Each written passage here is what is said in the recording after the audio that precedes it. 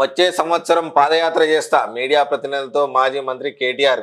అధికారం మాత్రమే కోల్పోయాం, ప్రజల్లో అభిమానం కాదని వ్యాఖ్య.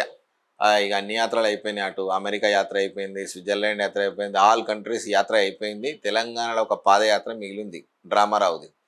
ఆ పాదయాత్ర కంటిన్యూషన్ చేసి మళ్ళా ప్రజలలో మీరు ఎన్ని కథలు పడ్డా ఇవాళ ఒక హిందువులలో ఒక యూనిటీ అనేది ఏర్పడ్డది.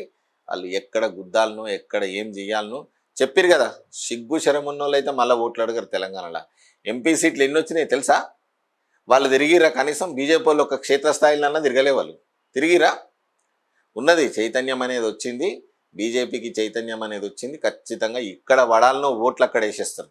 8కి 8 జబ్బలు గుద్దుకురు. మాకొస్తాయి, మాదే మాదే అని ఆయన గుద్దుకున్నాడు రేవంత్, ఈయన గుద్దుకున్నాడు.